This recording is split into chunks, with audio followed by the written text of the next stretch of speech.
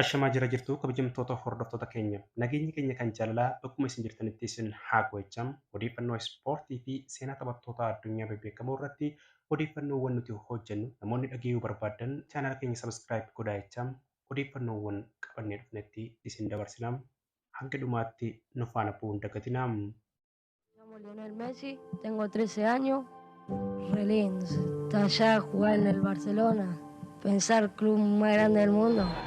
Odeeffannoo keenya ispoortii har'aatiin waa'ee daa'imman qancara jaamee osoo eegamu mootii kubbaa miilaa ta'e tokko isinitti himna.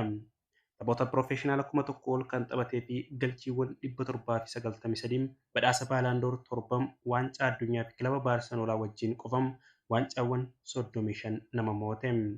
Qancaraataa hojjaan isaa dheerachuu hin danda'u jaamee kan eegamaa turee fi maatii harka qalleeyyii hojjettoota warshaa ta'an irraa kan dhalate seenam Lionel Andres Messi isinitti himna.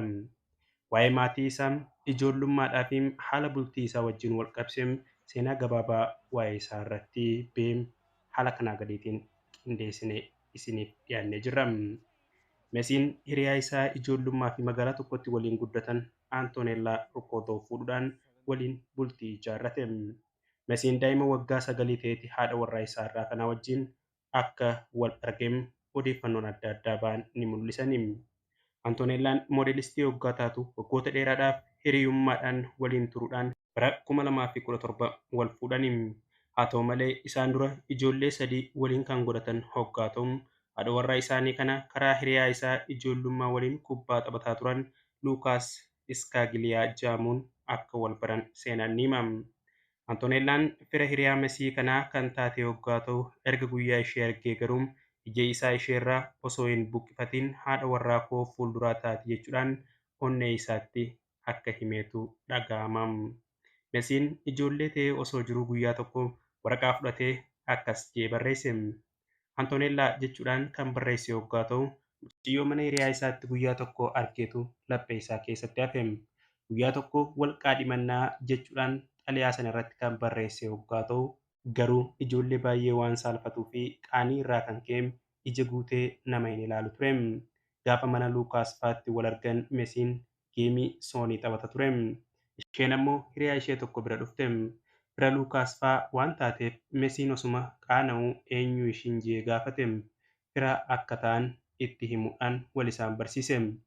Ergasii onnee isaa keessatti baay'ee osoo wal jaalatanii gaafa guddannu wal fuunaa jedhanii osoo odeessanii akka guddatan himamu odeeffannoon maddeen adda addaa irraa bahu. Haa ta'u malee bara 2000 yeroo maatiin Messiidhaa fudhatanii gara Baarseloonaa deeman addaan kan ba'an hoggaa ta'u wal qunnamuuf yaalaa akka turan kan dhaga'amu hoggaa ta'u toorri qunnamtii mijataan garuu waan hin turreef obsumaan akka yeroo san dabarsan himani. Akka carraa ta'e bara 2005 yeroo umriin Antoneellaa 17 guutuu hiriyaan ishee tokko balaa konkolaataatiin lubbuun ishee darbe. Baay'ee gadduu irraa kan ka'e mana barumsaa dhaqaa akka isheen hin jirree fi waa'ee gadda kanaa Messiin odeeffannoo dhaga'e. Ishee jajjabeessuudhaaf jecha Baarsanolaa irraa ka'uun Arjentiinaatti imale. Yeroo kana ture wal arguun irra deddeebiidhaan hariiroo isaanii kan jabeeffatan.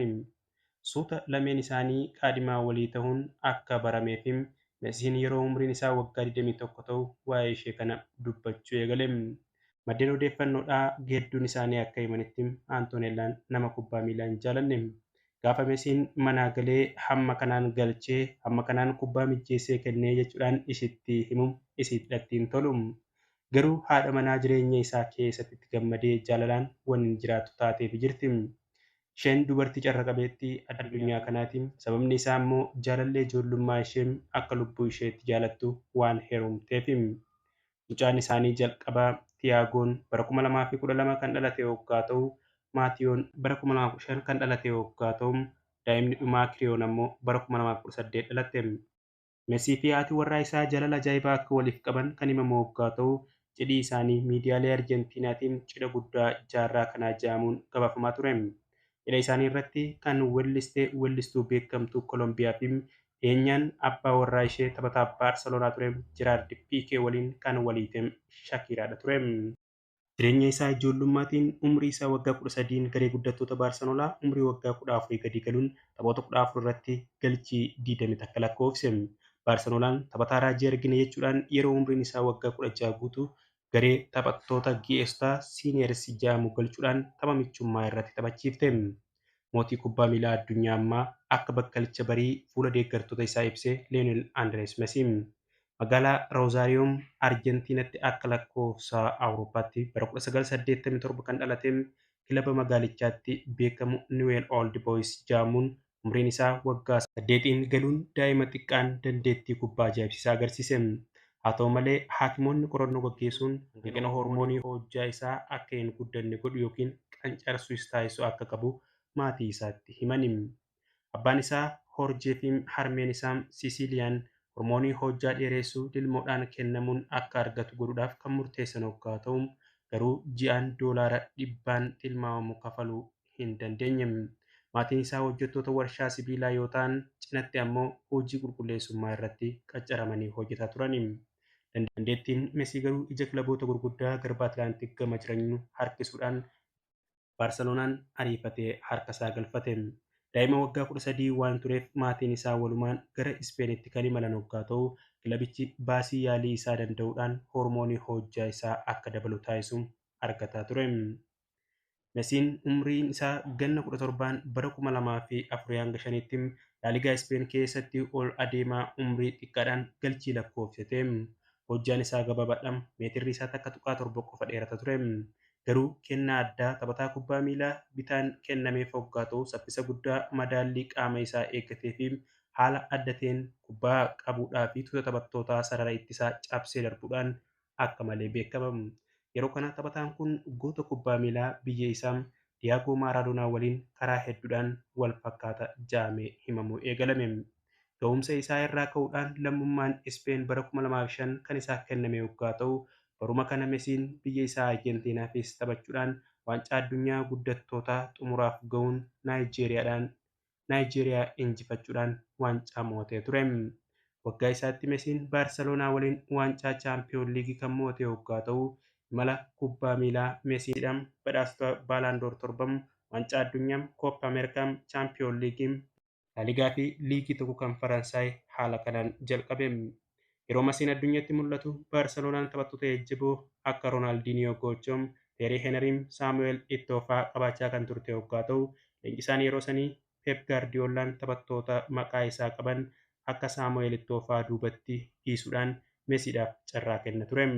Addatti bara 2009 Baarseloonaan waancaa chaampiyoon liigii, laaligaa fi suupper kaappii Ispeen akka mo'attuuf shoora olaanaa taphate. Yeroo kana taphataa cimaa addunyaa jedhamuun badhaasa Baalaandoor isa jalqabaa fudhate. Waan baay'eedhaan ana fakkaatam dirree irratti gaggeessaa cimaa ta'am kubbaa miilaa miidhagaa keessatti waan haaraa hedduu barsiisaa jira jechuudhaan taphataan urjiin addunyaa kanaa kan turee fi dhiyeenya kana kan boqote Diyaagoo Maaradoonaan mucaa biyya isaa Mesii akka malee dinqisiifate. Bara 2012 Baarseloonaadhaaf galchii hedduu lakkoofsuudhaan riikardii galchii duraan Seezar Rodrigeeziin qabamee jiru 232 ture cabse. Waggaa tokko keessatti kilaba fi biyya isaaf galchiiwwan 90 takka lakkoofsuun riikardii taphataan duraanii Jarman bara 1972 galmeessees cabse. Bara 2013 yeroo afuritti taphataa cimaa addunyaa jedhamuun badhaasa Baalaandoor kan fudhate hoggaa ta'u Mesiin waggaa tokko keessatti riikardii haaraa, badhaasa haaraa fi waancawwan adda addaa kilaba isaa Baarseloonaa wajjin mo'achuun waggoota 15 dabarse.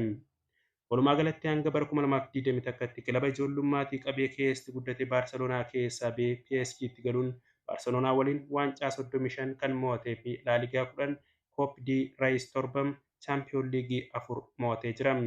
Mesiin biyya isaa waliin Kooppi Ameerikaa fi Qaataritti waancaa addunyaa mo'achuun jireenya kubbaa miilaa isaa milkeeffatee jira. Mesiin taphoota piroofeeshinaalaa 1000 ol kan gaggeesse irratti galchiiwwan waliigalaa 793 ta'an kan lakkoofse hoggaa ta'u kun galchiiwwan tapha michummaa irratti lakkoofse gonkumaa hin dabalatu. Arjentiinaadhaaf galchii 89, Baarseloonaadhaaf galchii 627 lakkoofsee jira. Kiristiyaanoo Roonaaldooon kan taphoota 1145 taphachuudhaan galchii 800 ol lakkoofse malee taphataan biraa isa caalu tokkolleen hin jiru. Kubbaa miilaa ammayyaa keessatti inni warra hangafaati. Mesiin taphataa cimaa addunyaa kanaa ta'uun yeroo 7 badhaasa Baalaandoor kan mo'ate hoggaa ta'u Kiristiyaanoo Roonaaldooon morkotaan isaa yeroo hundaa kan ta'e si'a 5 itti aanuudhaan mo'atee jira. Bara 2021 badhaasa Baalaandoor Meesii fi Roonaaldoo'n keessa hin jirre Karim Beenziimaan mo'atee jira. Meesiin amma waancaa addunyaa 2022 Qatar qopheessite mo'achuudhaan mootii kubbaa miilaa dachee kanaa jaamuudhaan akka malee maqaan isaa faarfamaa jira. Odeeffannoon ispoortii yeroo kanaaf qabannee dhufne hanganumaa hamilee keenyaaf koomentii laayik sheer godhaa isiniin jecha odii setti yaaduun hanga deebinee wal agarrutti yeroo bareedaa qabaadha.